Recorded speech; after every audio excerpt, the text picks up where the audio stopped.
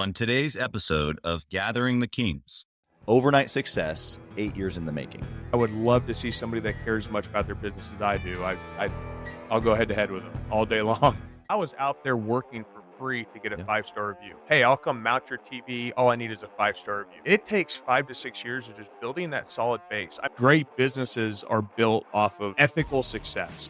I would never price gouge somebody. Like I tell my people on change order, stuff like that. Put yourself in their shoes. How would you feel if you're getting this cost?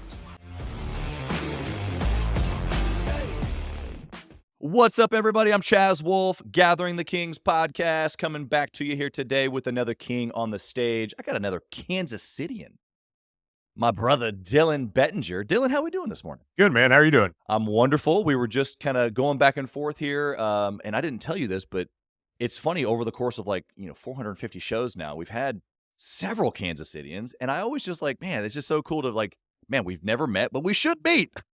We're not that far away from each other. But I appreciate you being here, Dillon. I know you just got back in town from a family event, and it's Monday morning, and I appreciate you being here, man. Yeah, man. Thanks for having me. Of course. Tell us what kind of business that you got, Dillon. So my business is AllPro Renovations, and then we also have an exteriors division, and then flipping, buy and hold, stuff like that. So we have another division for that. But we do construction, so we do rehabs, we do homeowners, additions, basements, all the stuff that is typically beyond somebody being able to do themselves. So yeah, there's a major value there that you bring to the Kansas City market. Is there hope that to expand past Kansas City one day, or are you just making the best of what we call our home city? Man, something I flirted with, but the more and more I guess the older I get, the more I just care about finding ways to be able to have more time and less energy having to be spent. I don't think money's my ultimate goal anymore. It's just time. So no, I mean, Kansas City based. I think I'm going to stick around here and just getting highest quality output we can. I love your answer there around time. I think that there's a lot of people listening here today that probably feel the same. Even if they're in the early stages, but we've got a lot of really big business owners that listen to the show as well, and I'm sure that they're nodding their head going, yep, time is the most precious. We're definitely going to get into some of that and how you maybe made some decisions. Tell us, before we kind of get rolling, before we start business stuff, you, Dillon, why renovations? Why business? Why are you who you are? What's beating down deep inside of you that wakes you up every morning to do a podcast like this or go build your business? Yeah, man. I mean, I'd say I think built a little differently. Since I was 14, I was working 40 hours a week. I just loved business and success. In the beginning, I was working for the man. I was working in distribution, manufacturing, doing plant management, stuff like that. And I loved it. The thing was, wife having 2 kids, the income just wasn't going to suffice her staying home. So really what came to entrepreneurship was just not more of a desire, but a need. It was more, my alpha personality needing to be able to provide, protect. It was the provide part. I knew that the only way I was going to make the money that, was required for my family I felt like survive at the time. I'm kind of a worst case guy, was for me to kind of put myself out there and say, I'm going to do what maybe I can or cannot do. That's kind of what put me into it. Yeah. And so in that moment, I think that there's different types of personalities that respond differently in those moments. But what I'm hearing you say is that it was a little bit of the backs against the ropes scenario. Kind of all things were I either continue the way I am and I can see that going not super great, so I have to make a change, kind of backs up against the ropes. My family's counting on me. Is that kind of the moment that you're describing here? Yeah, man. It's kind of backed up in a corner and, having to fight your way out of it. It's kind of how I felt at the time, just because, life isn't cheap. So I just grinded and, did that while working 2 jobs. I mean, just made it happen. It's kind of what I'm built for, I guess. Yeah. Well, and you say that lightly, and obviously I've got some notes here that I know a little bit, but I want you to tell the audience, you say I was grinding and working a couple jobs at the same time, but you really mean that. You were building your business at the beginning in the first how many years while you were still working other jobs? So I had 3 jobs for my first 5 years in business. I worked at AllPro on the weekends at night. I'd take my service call at 2:00 in the morning. I just did whatever it took, right? And then at the daytime, I'm doing my 9 to 5, some part-time stuff, really just doing everything it takes, because business, it's expensive. You got to make sure you have a backlog. You don't want to have a bunch of money borrowed. So for me, it was, I want cash money. I want to have a lot of money to be able to expand and grow. And you can't do that unless you're just working nonstop or you're spending it. So it was, just work, work, work and grind, grind, grind. I mean, yeah, I mean, to say it lightly, is 18-hour days were my short days, and that was for 4 or 5 years, every single day of the week. When people Yeah. are partying and having a good time and living life, I'm taking sacrifice and, spending the 1 hour, 2 hours a day I have with my family, and that's about it, you know? It was tough to not have Yeah. friends at the time, so Yeah. Yeah. I want to press into this a little bit because your story, just the little bits that I know of it are pretty similar to mine. And all the things that you just said that you were willing to give up in order to be able to have the success that you have now. A lot of people, and Alex Hormozy talks about this. They look at you now and go, well, he values time and all the other things that now that you've kind of achieved those things. It's like, oh, I want to emulate that. Maybe he went to the gym today. Maybe he spent a good morning routine. Like he values time. He just took his kids to Disney World. Like, okay, cool. Like I'll go do those things. It's like, well, wait a second. You're emulating the wrong stage of the journey, right? The part of the journey for you that they should be emulating is more of like the grind and the hustle. So talk about this for a second. yeah, the must be nice type of people, right? They see what it is now and they think, "Man, he just Sure. makes it look so easy." It's like, if you just would have seen, man, the nights and the weekends and the stress and the anxiety. I used to not understand what mental health issues were because I thought it was, not as serious as a thing as it is because I never endured it myself. But I can tell you when you grind and work yourself, to death, it's not an easy road. It's definitely an achievable road, but it is grinding. The other 99% aren't Yeah. going to wake up in the Yeah. morning at 4 a.m. They're not going to go to service calls at 2 in the morning. They're not going to sacrifice their weekends and their nights and I mean, every hour of the day, it's like, you're sleeping, waking up in the middle of the night thinking of business. Yep. You have to become it. Like I told my wife, it was when the kids are 5 years old, I wanna grind as much as I hate not being there full time. These are the years they won't remember as much as I might regret not being there as often as I should be. It's gonna give us the opportunity for me to be there when I really need to be there, at least in, my opinion. We came to an agreement. I was gonna grind just religiously for 5, 7, 8 years, and I was gonna make it happen, and, we're starting to see the fruits of our labor. And it's a great feeling, but, wasn't, it wasn't easy. Uh, yeah, it wasn't easy through that time. We can hear the emotion in the story. Like when you're just like, at a loss for words, like it wasn't easy. And I think everybody listening to a degree understands that because none of it is easy. But I think what I want to hit home for the listener is that you said, first off, you came into an agreement with your wife. That's huge. That's a whole nother subject that maybe we'll have time to get to. But um, you said, I'm going to grind for 5 to 8 years. And you're in year 8 or 9 of your business now. You're starting to, you know, uh, reap some of those rewards you're talking about. But I heard something over the weekend that made, like, when I was kind of reviewing everything, getting ready for the show, it made me think of your story. And because you've been in business 7, 8, 9 years, right? Am I right on that? I can't remember That's exactly. correct.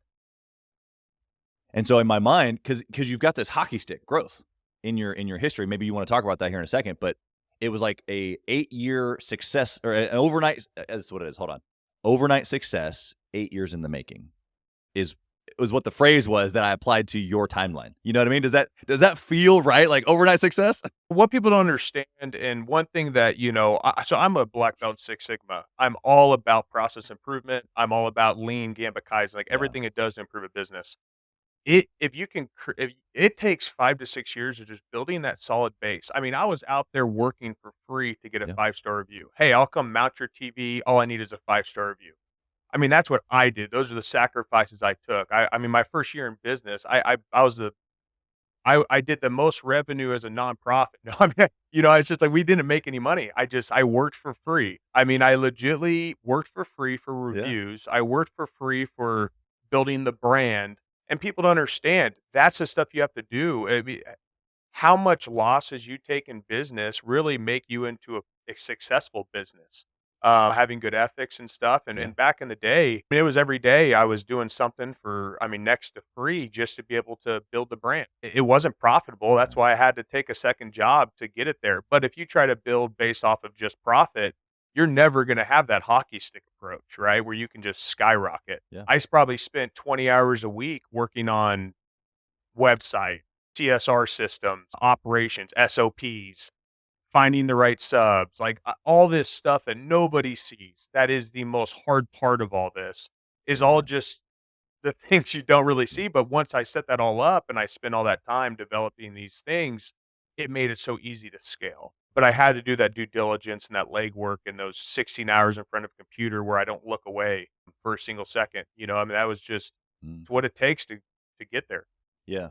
One thing that you're hinting at that I want to maybe dig into, a lot of especially contractors, but really I could apply that to anything. If they're a service provider online, they're a marketing person or a graphic designer or whatever. This applies to kind of everybody in that way. But the technician, E-Myth talks about this. We had Michael Gerber here on the show, but the technician starts the business, right? The guy that does the project, and he's good at doing the work.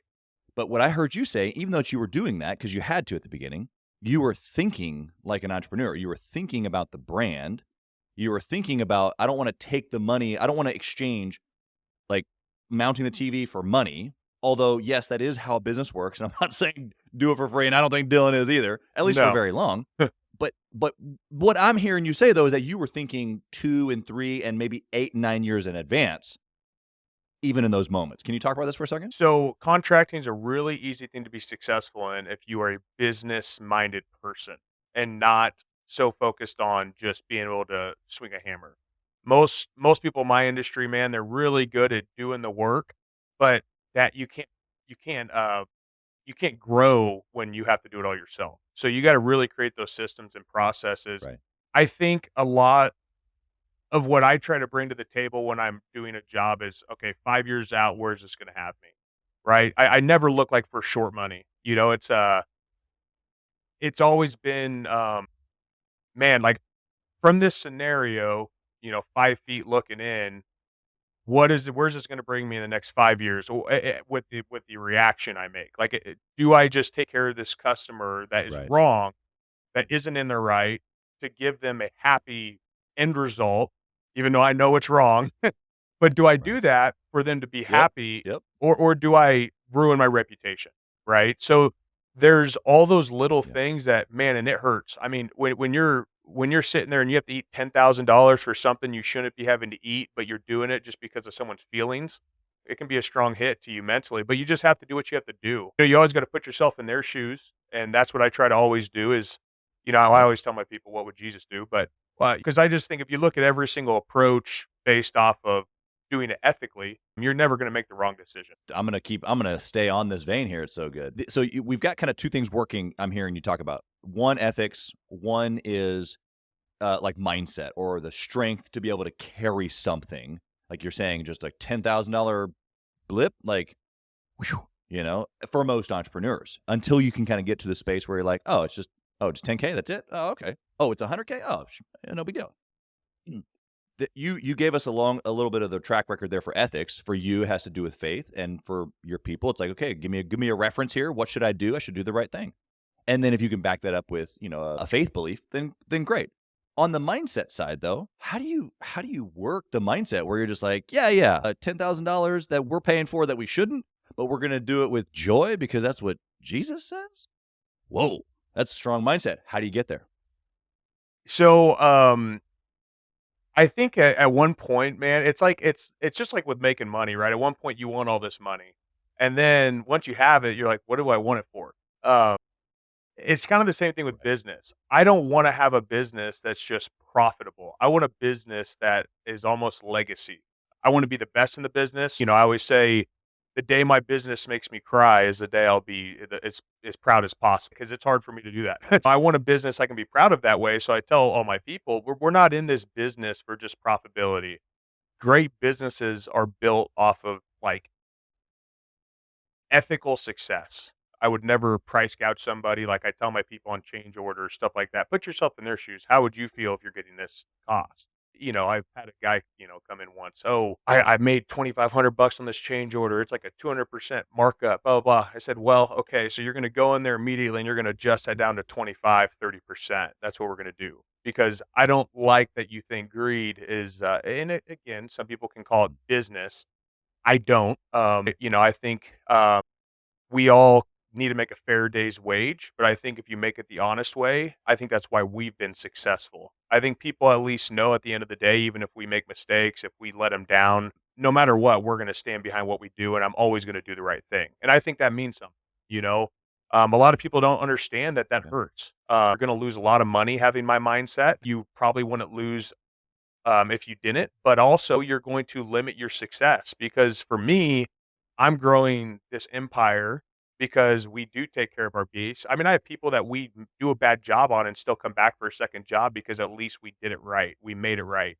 We were there for them. Yeah. Yeah, you made it right. We everyone makes Yeah. mistakes. I mean, we're all going to let somebody down from time to time, but at the end of the day, it's how you come back and how you come after it. It's like I had a guy from 2 years ago say, "Hey, there was a raccoon that got in an attic that you said you guys sealed up the chimney and there was still a small hole." I told him to send me the bills for $550. I paid him. I went out there. I mean, this was last week, and we went out there and we fixed it. We made it right. And Yeah. he was just appreciative and said, "Hey, he's going to call me in the future." As much as he was upset, he was really happy about how we handled it. How we just, owned it and Yeah. just moved on. And that's what you have to do. You have to do what's right. When we know we don't do what's right, you have to just own it and you have to do what's right. And in my opinion, I don't know. It's a Yeah. good business to be in when you're Yeah. happy of No, it. there's power here. Yeah. Yeah. Exactly. Yeah, there's power in being resolute. That's what probably the deepest piece of what I'm hearing you say is like you're giving some tactics here, you're giving some mindset, which is all super great. Below that is that you're resolute. You believe what you're saying, and I hope that the audience can pick that up because it doesn't actually matter if you're right or wrong. You believe Sure. it, so therefore it is.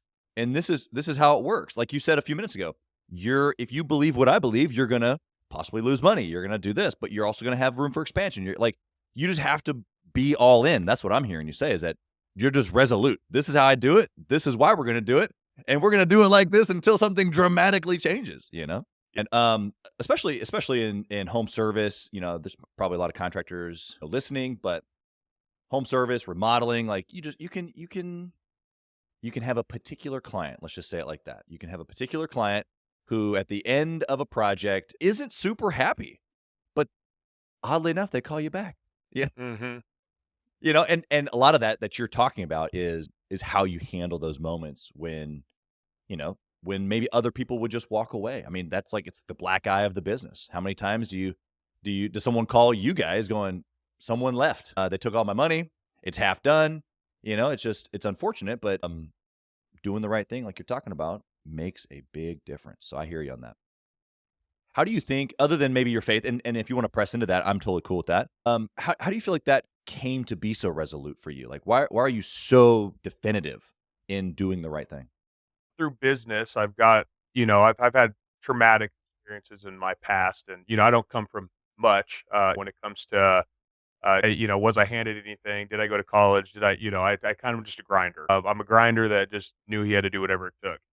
But, I Yeah. was in a really deep negative state of mind at one point in business because it was just so much, had me like bedridden almost, just the stress and the Wow. anxiety. I mean, when you're trying to grow at 300% a year over year, it's a lot. A healthy growth is 20%, not 300.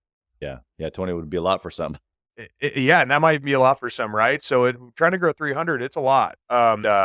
Man, my Yeah. stress got so bad and just everything overall is one day I was like, I'm gonna go into church and I'm gonna see, what maybe this can do for me. And man, I remember I left there and my chest, like I had such bad anxiety I've never felt before. It was like I said, bedridden. I left there and felt freaking healed. I mean, once I felt that power and went back and kind of repetitively got into it, I saw I was missing something that was Yeah. vital for me because a lot of us don't know what we need and you really just Yeah. you take things Yeah. for granted, your health, your this or that, and your business is going okay, whatever, and then feast or famine comes and you're crap. Well, how do we stay in business when we didn't have good ethics? Well, when you had good ethics, like right now, a lot of people are seeing slowdowns.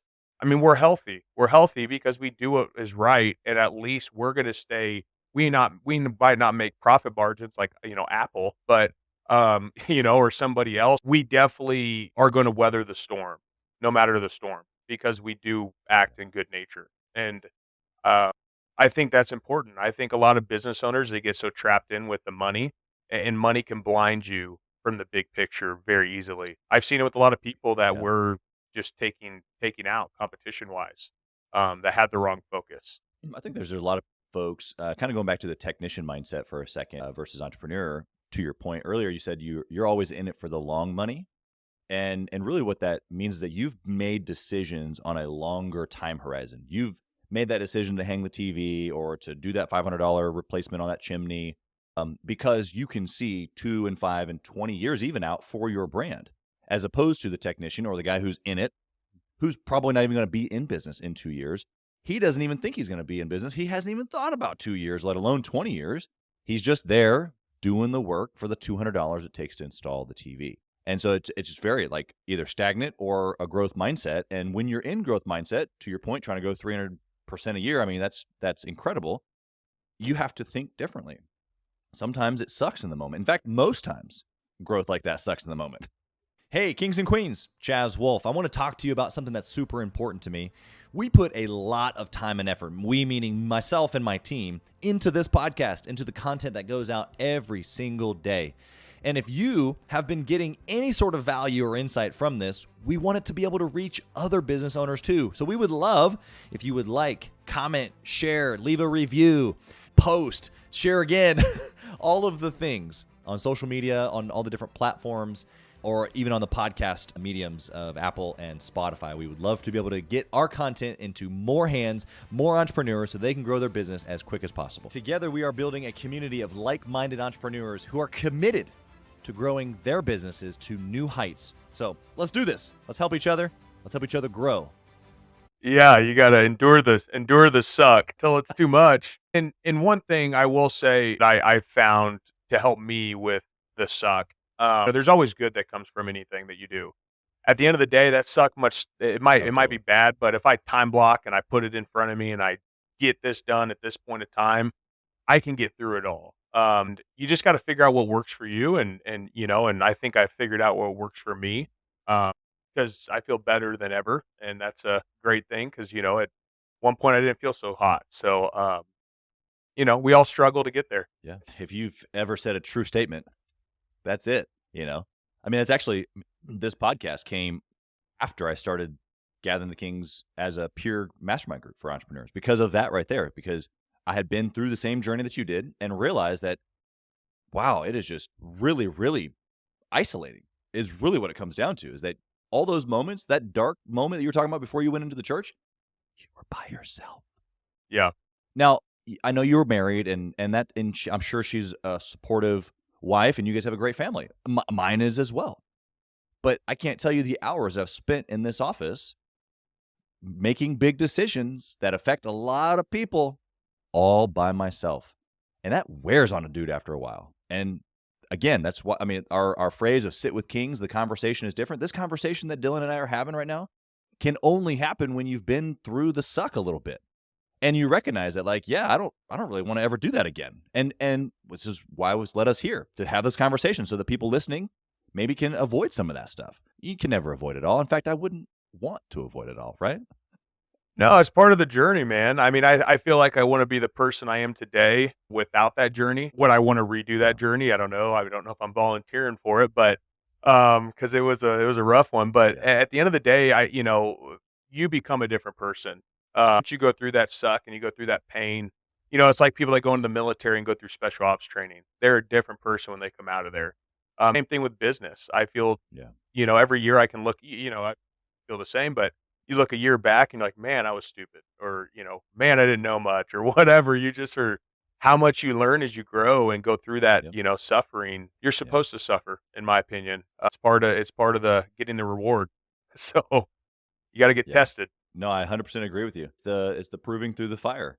I mean, we can go back to the topic of faith, but that is what faith is. Whether we're talking about faith religiously or we're talking about faith and that I believe that my brand's going to be around for 20 years, like being able to see something without it being is crazy/powerful, depending upon how you look at it. Yeah. All right. So inside of this, we very philosophical here. Obviously, great mindset and tenacity and all the things that have gotten you to here. Give us one really practical decision that you've made because you have grown. It wasn't just like a target of growing 300% a year. I don't know the exact numbers. Maybe you want to share them with us, but it's like or especially over the last like probably 3 or 4 years, you've really hockey stick. So what I want to know is what was one particular, maybe practical decision that's helped you do that you can share with the audience. I think the largest thing that I've done to help my business grow is getting out of my business. I was a control freak, going from hustler to business owner. Because the hustler is always trying to do Yeah. everything themselves. Oh, no one can do it as good as I can. I can do everything. But then when I look back and actually look at like me Yep. trying to manage a job, I have no time to manage a job. So as much as I have probably the most good intent to do the best job, I have no Mhm. time to do it. I think I found myself finally saying, "Hey, I'm gonna give off some of this responsibility and take a step back and just try to do more to work on the business and give people power instead of hold that power in my hands and say, here, you can, I'll loan this to you." You know, uh, I think that's Yeah. one thing that's helped me tremendously from a growth standpoint. You can't grow when you try to do it all yourself. You got to start encouraging others and believing in others and putting the right people in the right spots, uh, and growing a good team. I mean, you're only as good as your team. Yeah. Yeah. Yeah. I agree with you on all those things. You said something super interesting there that you used to loan power, but now you give it. What's the difference between loaning and giving? I feel like it'd be situational. Like, hey, I'm going to give you the power to do your job today, but I kind of not micromanage, but I still want to be the not giving people complete control. It's like, hey, here's a little bit, Yeah. but I'm not going to give you the whole ball. I'm just going to give you a little bit from it, and Right. because I still want to control Right. it. And now, I mean, we'll have job. I used to know every job. I could tell you every job back of my hand. You know, I could tell you every detail. Yep. I mean every detail. I could tell you how much one thing costs. I mean, it was crazy. Now I have jobs that we're working on, and I don't even know who these people are. I don't know what's going on. And it at once scared me to do that because I was like, well, then I don't have control. I don't know what's going on. Yeah. So that's the part that I'd say was hardest for me is because I care so much. I really, at the end of the day, I would love to see somebody that cares as much about their business as I do. I'll go head to head with them all day long. But it was a hard thing for me to do is getting that Yeah. breakaway from complete control. You kind of just answered this a little bit as far as being able to give it away, or in those past times you were loaning it at brief moments. Do you think that the limitation there was that you cared a lot? Or was it a mixture of you caring a lot and then you weren't quite sure if they cared a lot, and so it was maybe a lack of trust, or maybe a mixture of both, or was it something else that I'm not picking up on? Like our team really, really cares. I use Trello now for like organizational systems. So, I have a board that I Sure. can now go onto another person's board. Like before I had that, my thought was I can ask them to do this task, but then I have to follow up anyways to make sure it got done because we didn't have a way to hold them Yeah, accountable yeah. to it. Well, when that's the case, I'm like, I'm just going to do Sure. it my dang self and I know it'll get done. Yep. But then I'd work 120 hours a Yeah. week to do that. So it wasn't really like trust is well, I guess it is somewhat trust that I had an issue with, but not because I didn't trust the person. It's more myself. It's like Yeah. my own demon that's like, no, you have to do it, Dylan. You will do it right. You will not fail. But then a customer's waiting a week for a bid because Dylan doesn't have time and he's trying to get to it, but it's just one man. And so and then the other guy gets it out in 24 hours. He makes one mistake, but he got it out in Yep. 24 hours, not a week. So, is that so, it's pretty much one person told me, if they can do it 80% as well as you can, or some people say 70, you should give off the Yeah. responsibility. That's kind of what I'm trying to do. No, it's good, man. I think that you're giving really, really good stuff. I like you calling it out as your own individual problem. Because yeah, you're right. It's probably I mean, we all entrepreneurs, especially the control freak ones, like you, like me, we have that innate ability to not only do it, but have a desire to do it. But we probably did it pretty well. Like you said, I knew every detail. I knew this. Like all of that's pretty high capacity mental processing that you were just sharing when you were in that seat. And so when you have a high performer, it's tough to give it away to somebody else who maybe is also a high performer, but you're like, well, but I can do it. I'm good. Yeah. So you're right. You're in your own way. That's the message for the listener. Just get out of your own way. I'm going to throw something at you because I had a guy on a podcast probably a year or so ago, and he was like, a lot of people say like, it's find somebody who's 70%, 80%, and just be good with it, which has always been a philosophy that I've applied. But he gave it in a different way. He was like, look, man, if you're doing 10 different things, you can't even be 70%. Now, singularly, you might be 100%. You might be the actual best, right? But you're doing 10 things. You're 20%, maybe 15% on all of them. And the guy comes in doing 70%, he crushes your 25% or whatever you're putting in. Even though maybe singularly stacked up next to each other, you're better, quote unquote, than he is, because it's your business and you love it more and you care or whatever. I don't know. Whatever our mindset is gets twisted sometimes as entrepreneurs, but it's like, no, actually, you aren't putting 100%. Does this apply to your history as you kind of look back? Yeah, another way I was told about it was, there was a gentleman that was a scholar in I can't remember what the topic was, but he's a scholar in the topic. They took 3 different people that have never learned it. They're not scholars, they're average students, and they had them in 6 months. They had to go head to head against each other. The scholar versus 3 people with, average education.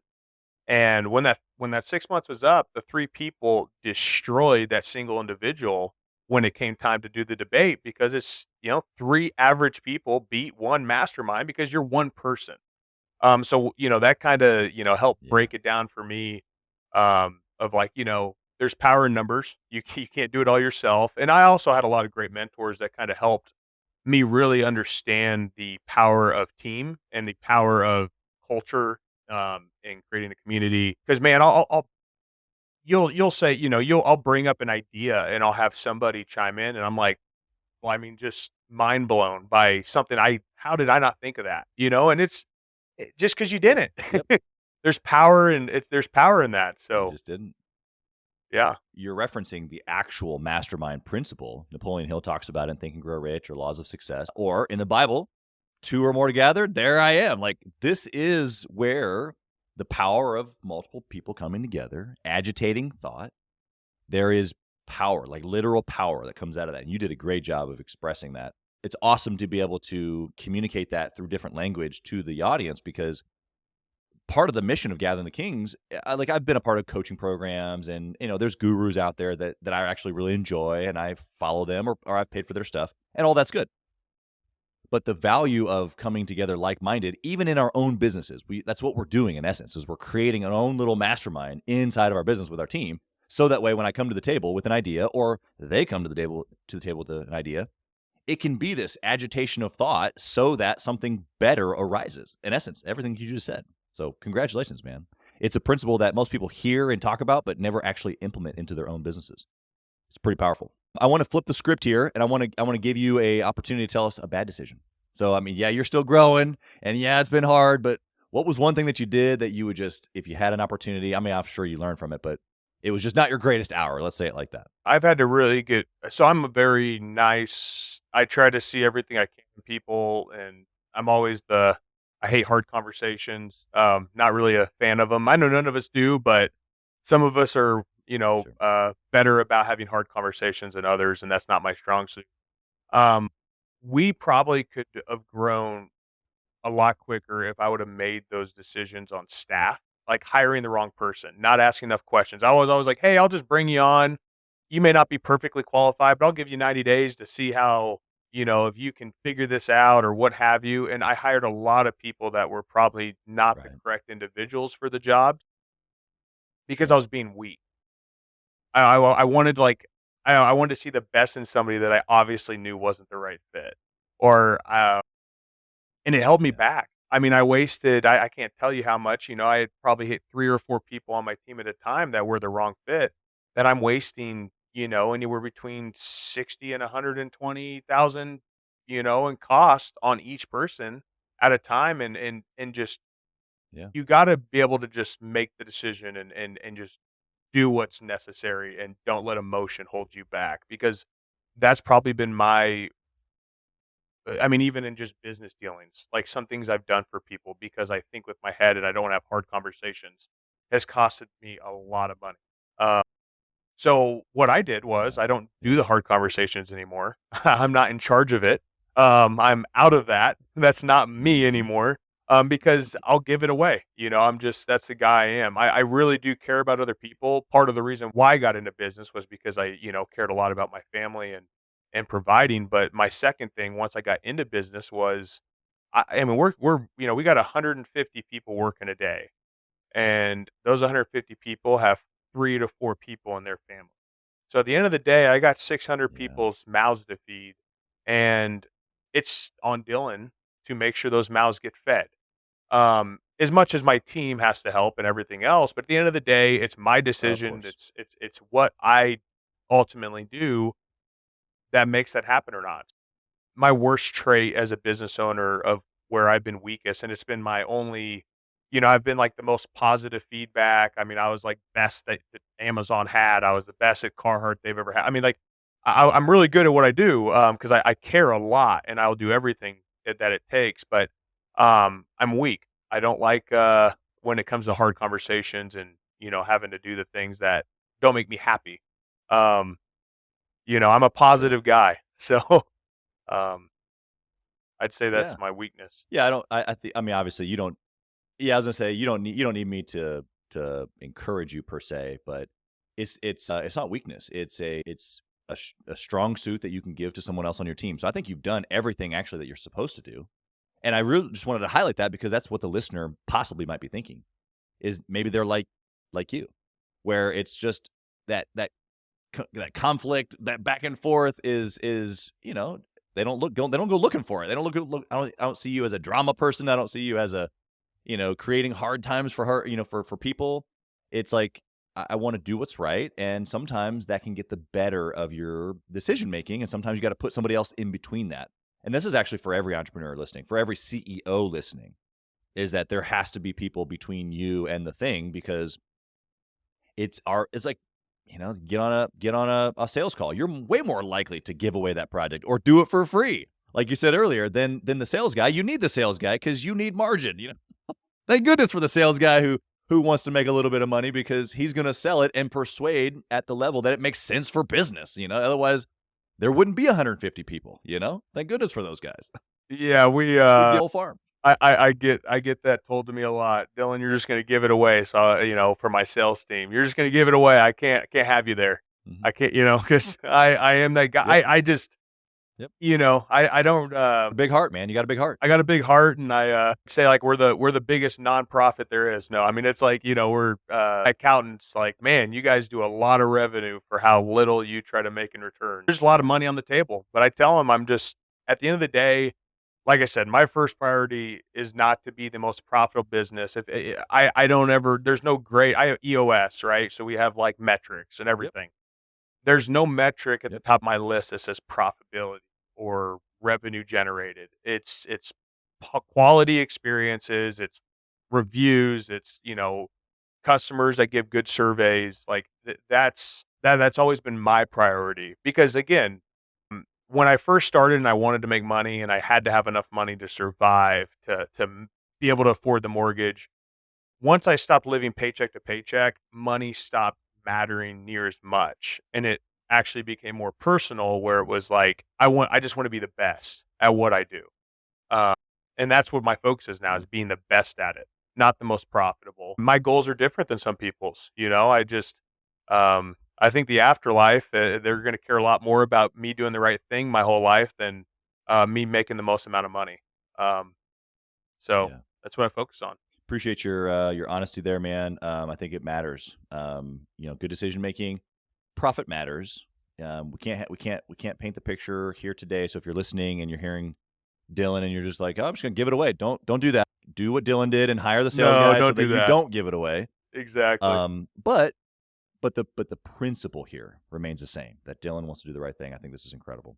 Okay, I want to ask you a question about family. We briefed on it a second ago and we were rapping about it before we hit the record button. But you just got back from Disney World. You've got a wife and 2 kids, and all the while you just got done telling us that you were working 120 hours a week for the years coming up in the business. Give us an idea of what that looks like. I call it obsession. Like, I just don't believe in balance, one. I don't think it exists, especially for entrepreneurs. I think it's a fallacy. So inside of that, tell me, how have you been able to obsess over the business? We clearly have seen that, but your marriage, your wife, and your kids all at the same time, and other things too. I'm sure there's probably health in there. There's probably your faith has been in there. Like there's all these other areas of life that clearly you're an obsessive guy. Tell us how you're doing it. So, I mean, what I'd say is you can't have dull moments. You can't, I mean, I've never had I don't binge watch TV. I might watch TV while I'm writing an emails and getting back with people and everything else. There's no downtime. I'm either completely, neck deep in my business and one thing I did was I set up a desk where my kids like to hang out. Right? So, as much as I'm not fully there, which is, not great, but when they were younger, I was still there. I was always around the Yeah. family. Even though I was still grinding all the time, I was still there, which that can be hard for some people because some people need to be able to focus, and it's hard to focus with two-year-olds running around and a wife but that was one way I did it, and Yep. trying to make, like, time slots. As much as it's kinda sucks, as a parent, it shouldn't be like, "Okay, you get your hour," but when you're grinding and you're obsessed, Right. that's what you have to do. So, it was trying to find those time slots of like, "Okay, from this time to this time, I'm gonna be present." And that was and also, like I said, having that conversation with my wife from the get-go, not just going in there blind, like, not telling her what my plan was. "Hey, this is gonna take 5 years." If you tell someone that Right. straight up, they're gonna be okay with it a lot more than if you just kinda throw them around and don't put them as part of the picture. So that's one thing That's fair. that I tried to do to help make the balance work. Yeah, I think that you gave some really practicals there. The distraction piece is difficult for folks that maybe can't work at home, but for those that can, it is an incredible flexibility. But you're right.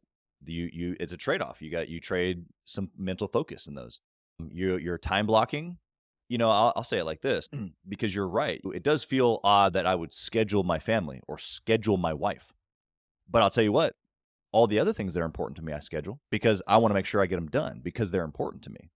And so it's a switch of mindset. It's like, actually, when I looked at my calendar, I want my calendar to reflect what is important to me. And for me, for a long time, like you said, I was grinding, I was after it, I was in the midst of my family, but I really wasn't like making them as big of a priority as you're describing. And so when I realized even just that calendar slot of going like, no, this isn't me just checking the box. No, this is me saying they are important. So then, therefore, I'm going to put it on there. Therefore, nothing else can take that time. That's actually what I'm saying. I'm saying no to everything else in that hour, right? Yep. Yeah, that's why I think time blocking has been effective for sure. Yeah. Well, it's a thing for every area of the business, not just life. But there's a disconnect there for some, where it's like I'll time block my entire day for work, but then I miss it, for the rest, Yeah. for the gym, for time, reading my Bible in the morning, or date night with my wife, or putting the kids down. Like all of that can just be really systematic. In fact, we are systematic beings, and we do way better when there's just a system, and we just do. Like our subconscious is demanding it. It wants it badly from us. And when we say, "Oh no, I don't want to do that because it feels like a checklist," it's like, no, that's your mind saying, "Please give it to me this way. I do better like this." Yeah. I got one last question here for you, Dylan. The opportunity sits in front of you, let's say, to where you can roll back the clock. You go back to the younger Dylan, whatever age you pick. You tap him on the shoulder and you whisper in his ear. What do you tell him? Great question. I haven't really thought of it. I would probably tell myself to have faith that you will get through it. That as much as those big barriers and walls that you're gonna find come ahead of you, you're gonna get over them. Um, because you're so lost. That's why a lot of businesses fail. I feel like is because they hit that wall and they don't believe they can get through it, or they don't understand a way to get over it. And believing in yourself is probably where the doubt is where most people fail. So just understanding that you're gonna make it through it, and there's gonna be obstacles. You're gonna have losses. But hearing myself say that from where I actually am there, opposed to, me trying to tell myself that when I don't know what the hell I'm doing, I'd say that's probably my thing is to have faith and you're gonna get there. And as long as you stick to it and you work hard and you keep up that work ethic, you're going to make it through this, and there's a brighter day. Yeah. It's powerful, man. I mentioned this not very often live on the show, but obviously I did with you before I hit the record button, because it genuinely is our mission with the show, is to be able to transfer courage. And everything that you have done here today for the listener is to transfer courage, telling your story. Because if they can look at you now, very similar to how you just described, being able to go back to your younger self and go, look at me. I'm not perfect, but like, I made it to a degree. Like I'm not done. Grateful, but not done is a phrase that we use inside Gathering the Kings. But it's okay. It's okay. You're transferring courage, belief. And so I just think it's super powerful that you would circle that up, that message to yourself. I think mine would be pretty similar to mine. It's like, keep going. You got it. Yeah. Dillon, you've been incredible here on the show. If someone is listening here in Kansas City and they need, you have multiple different divisions in your company. Tell us real quick what those are. If they're needing home renovations, how can they reach you? Or if they're not and they know somebody in Kansas City, they obviously need to reach out to you. How can they find you? We're on Google, perfect reputation. So look us up. But All-Pro Renovations is our parent company. So you can look us up there and you can find us. www.all-proserviceskc.com is our website. We'd love to help out with anything that's home related, large projects, additions, basements, anything that requires a general contractor, somebody that's going to be able to put, everyone together and get it done. And that goes for rehabs. We do 20 to 30 rehabs at a time for customers. So investors, entrepreneurs that are trying to get into real estate, we're a great asset to your tribe. Love that. Yeah, we've had several. We've probably done, I don't know, maybe about 100 different shows with real estate investors across the country. Few here in KC, so I'll have to try to connect you with a few of those folks. And I just appreciate your time, man. You've got a real story. This is exactly what this show is meant for. Just guys like you that can come in and just be honest, authentic, give it to us in the real way. And so I just really appreciate that. Appreciate your time. And I wish you nothing but success. Your family, your boys, all of that. Thank you for being here. Blessings to you. Yeah, likewise, man. Have a great day. Thanks for having me. Thank you for listening to Gathering the Kings today. I hope that you were able to pull out a few nuggets to go apply into your business right away. More importantly, though, I hope that you're realizing that it takes more to be successful than just being by yourself, doing it all on your own, carrying the weight all by yourself. What I have realized, not only in my own journey from multiple businesses and multiple different industries, and now interviewing over 200 or 300 other very successful 7, 8, and 9-figure business owners, is that it's tough to do it alone. And so Gathering the Kings exists to bring together successful entrepreneurs. In fact, we are putting together 1,000 kings, specifically who are grateful but not done. We're intentionally assembling kings who fight tooth and nail for their business, family, and communities. And here's what we believe, that in the pursuit of excellence in those areas, that it ignites within us the responsibility to govern power and forge a lasting legacy. So if that relates and resonates with you, and you know that you need people around you, sharp, qualified, other very successful business owners, I want you to go to gatheringthekings.com. I want you to take a look at what we're doing and see if it makes sense for you to be part of our pursuit to 1,000 kings. Talk soon.